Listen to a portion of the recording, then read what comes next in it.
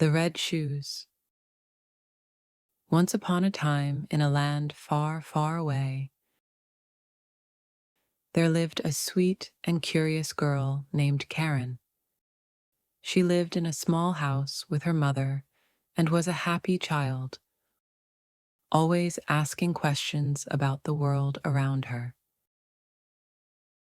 One evening, as they gazed at the night sky, Karen pointed to the twinkling stars and asked, "Mommy, what are those tiny lights in the sky?" Her mother smiled and replied, "Those are stars, Karen. When people leave this world, they become stars and shine in the sky forever." Karen didn't have much, just one toy, one dress, and a pair of wooden slippers her mother had made for her. The slippers weren't very comfortable, but they were all she had.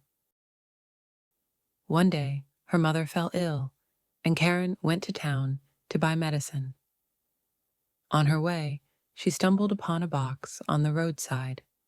Inside was a pair of dazzling red shoes that sparkled in the sunlight. Karen couldn't resist. She brought them home. "Look, Mommy, I found these beautiful red shoes by the road. Aren't they lovely?" Karen exclaimed. Her mother, though weak, shook her head. "Karen, those might belong to someone else. You should return them." But Karen protested. "If they had an owner, they wouldn't have been left in a box. I found them, so they're mine now." Her mother sighed and said, "Promise me you won't wear them, Karen. I don't want you wearing someone else's shoes."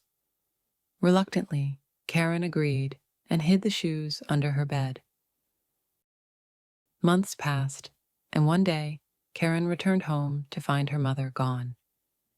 She looked everywhere until she realized her mother had become a bright star in the sky. The next day, at her mother's funeral, Karen wore the red shoes.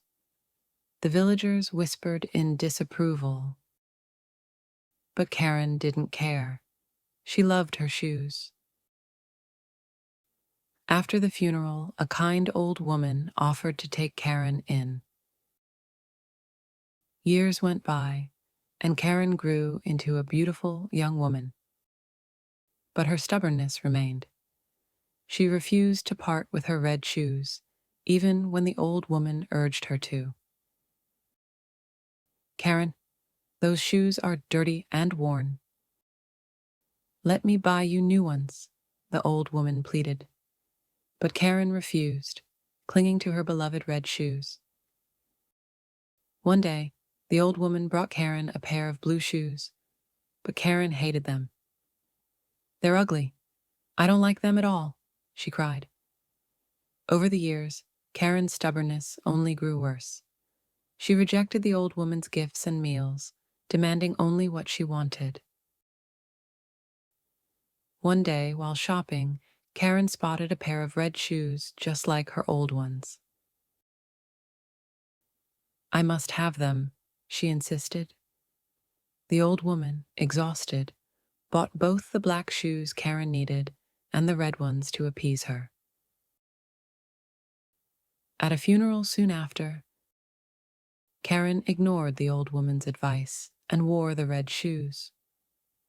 When the old woman discovered this, she was furious. "You're so stubborn, Karen. Show some respect." But Karen didn't listen.